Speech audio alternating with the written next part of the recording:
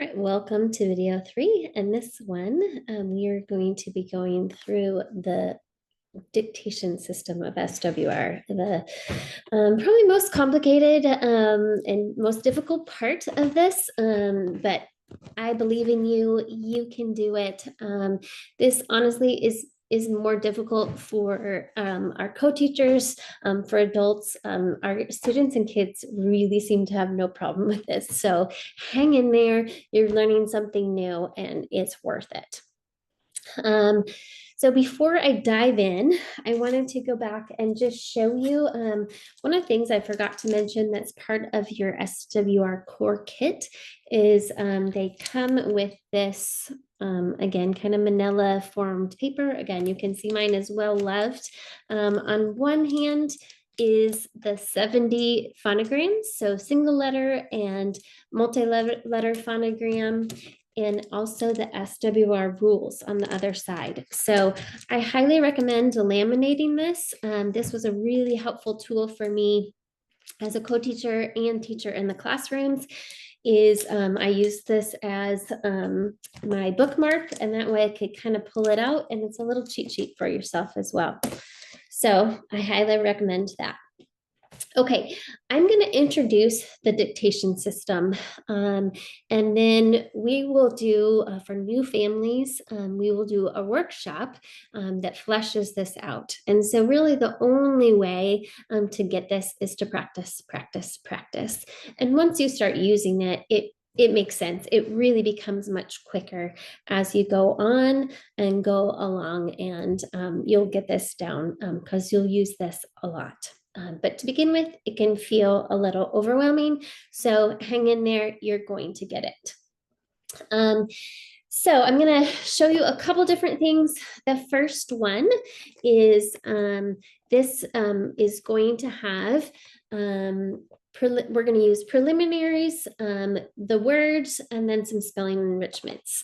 So all of this is listed in your teacher's guide. If you want to follow along, you can follow along in your teacher's guide. And so this says begin daily spelling, and this is step 12. Okay, so in step 12, it talks about preparing, it talks about the preliminaries. So again, you're going to do that in your brown guide, which is your day-to-day workbook. Okay, so I showed you these before, but at the top it has preliminaries, and it talks about those in the step 12. Okay, our teachers will kind of do a lot of that on Mondays. They'll also kind of set this up in lesson plans.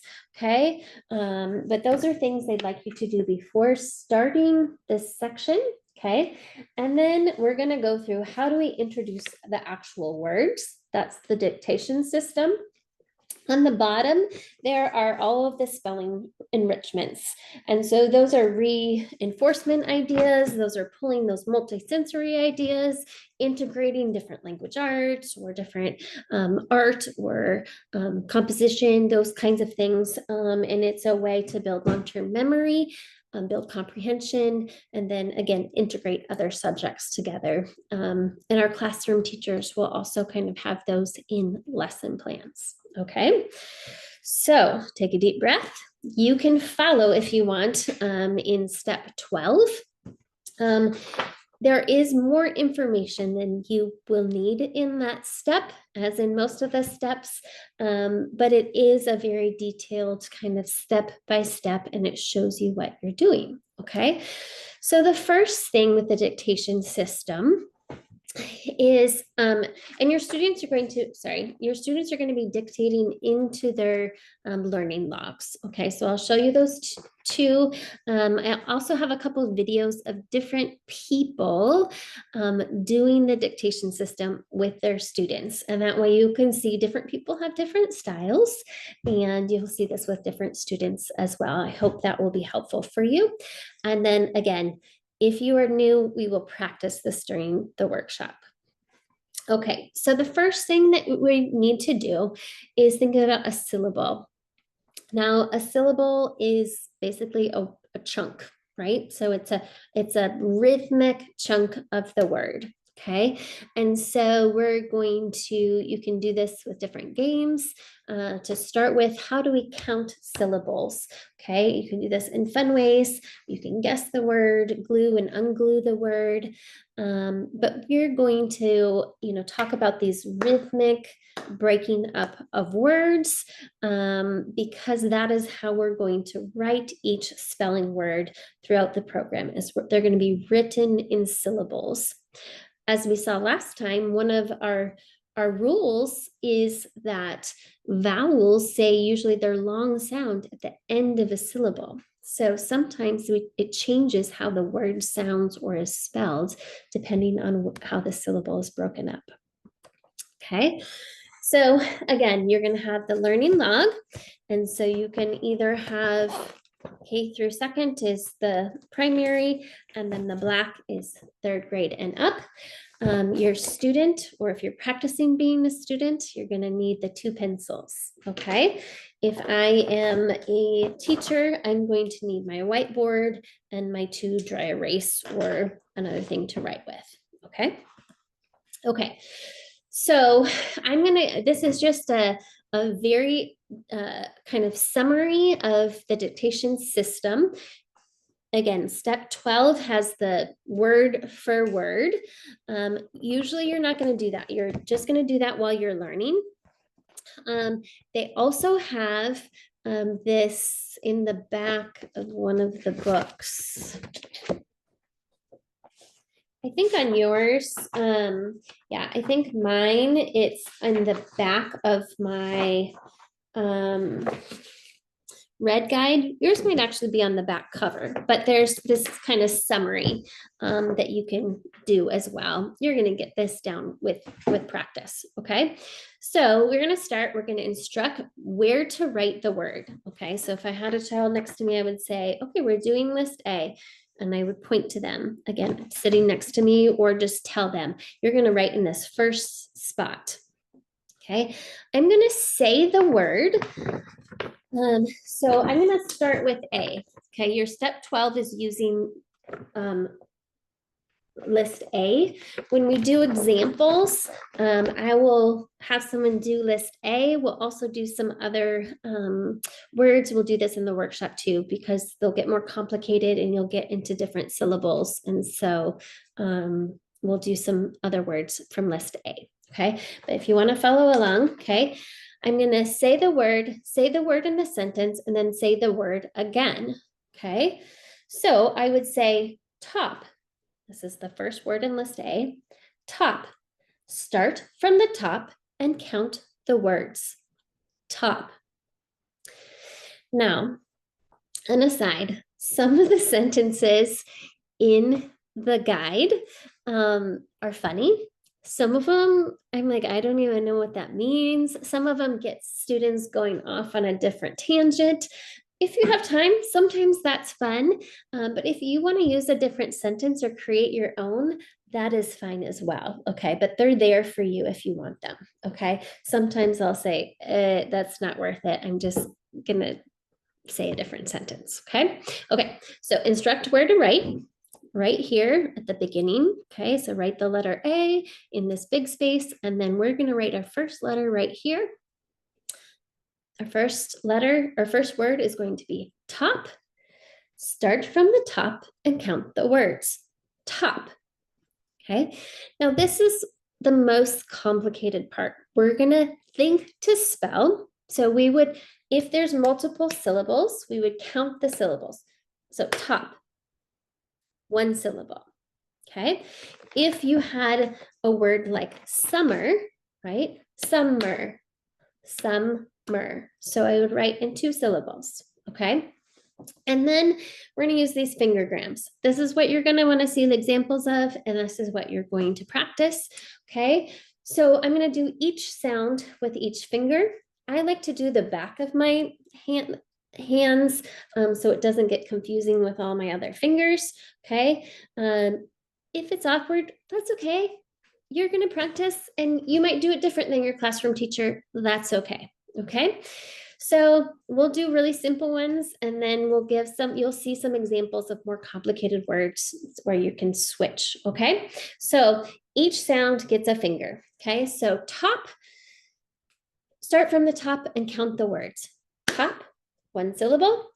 T, ah, as in ah, o, oo. P, top. Okay, so you can see I just did each sound with one of my words, with one of my fingers.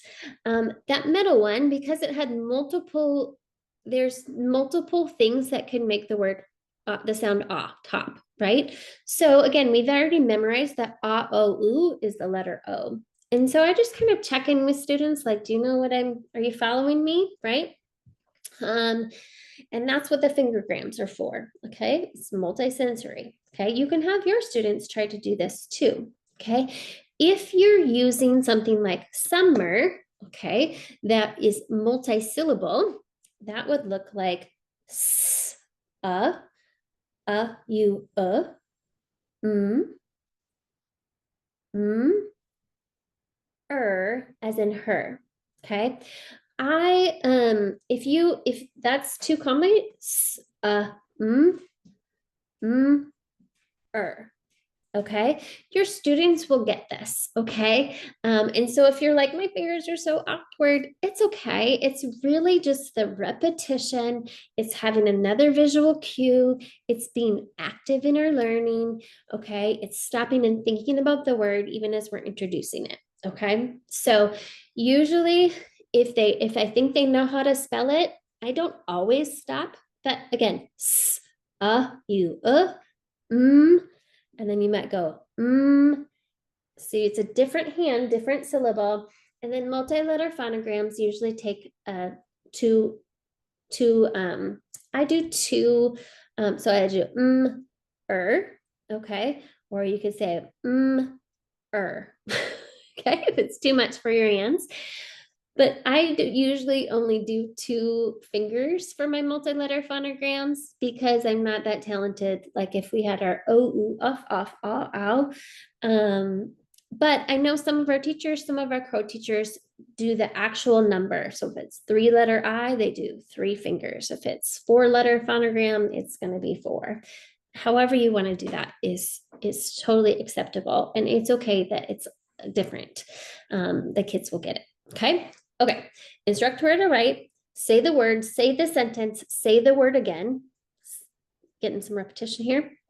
I'm going to think to spell with my fingergrams. I'm going to repeat the word syllable by syllable. So summer, okay? And then I'm going to have the student, I'm going to say, pick up your pencil, regular pencil, and write the word in syllables, whispering as you write. Okay, so if it's a student, I'd want them to go, t, p, and they're gonna read the word top. Next, they're gonna dictate to their teacher.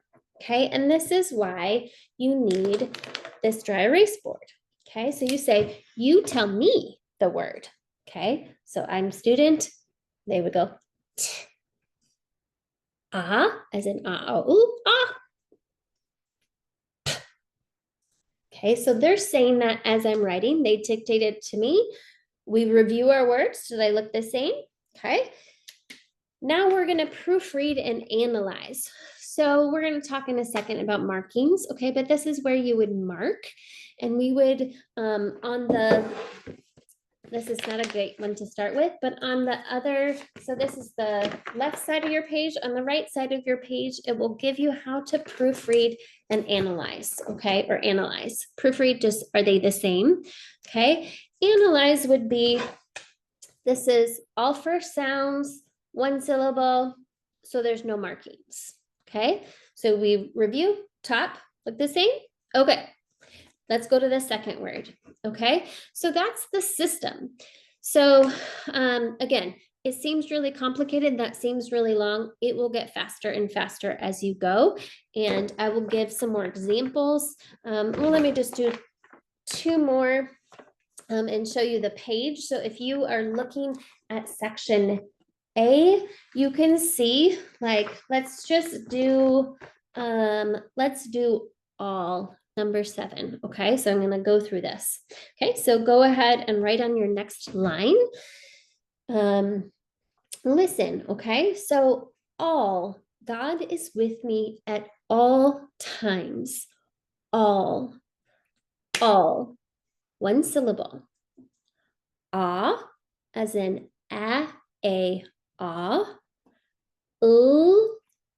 We have a silent okay, we often double the F, L, and S at the end of a base word, so we have 2.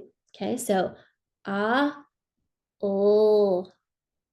okay. So all. So go ahead and you write, okay, and go ahead and whisper it as you write it. Okay, I'm a new student. I'm the student. Okay, now you dictate it to me, the student now. Okay, as in okay.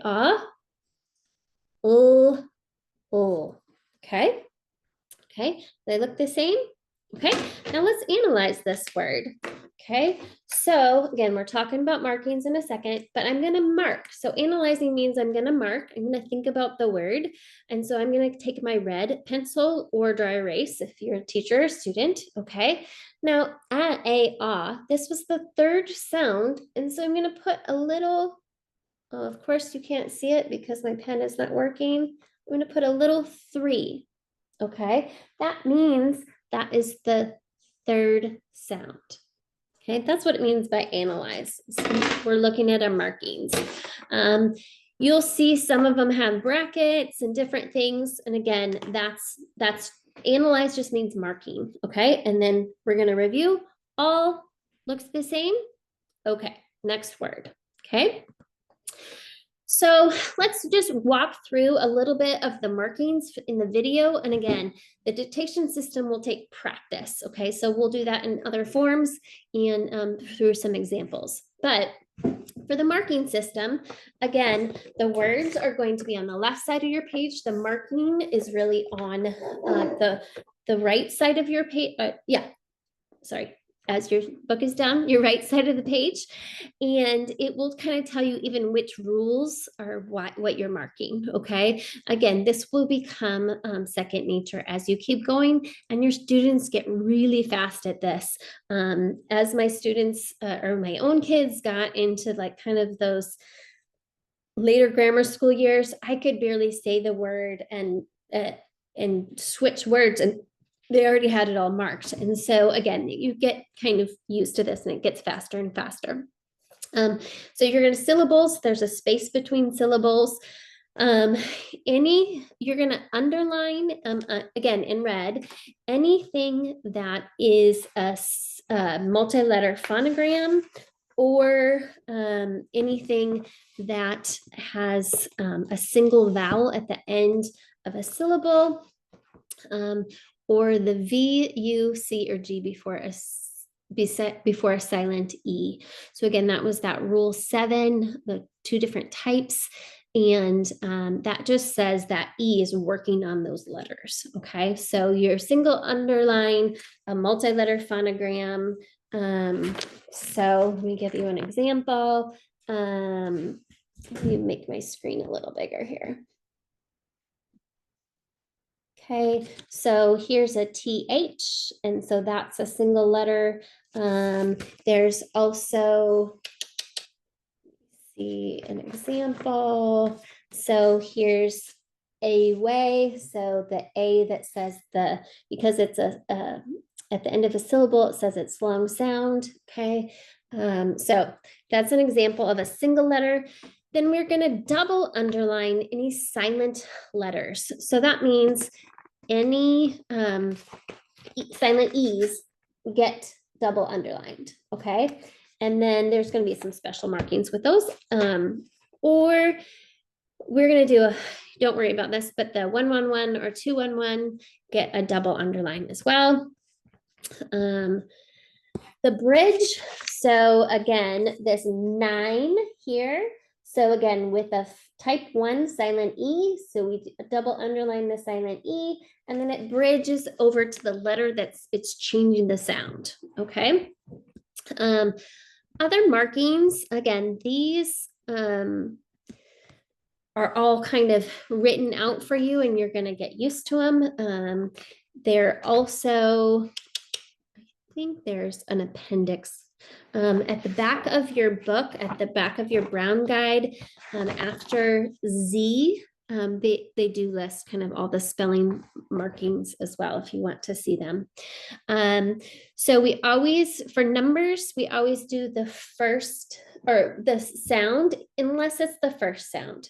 So that's why we didn't mark top, is they were all first sounds, where letter A got a 3 at the top because that was its third sound. So if it has a third, fourth, fifth, or sixth sound, you mark that at the top of the letter.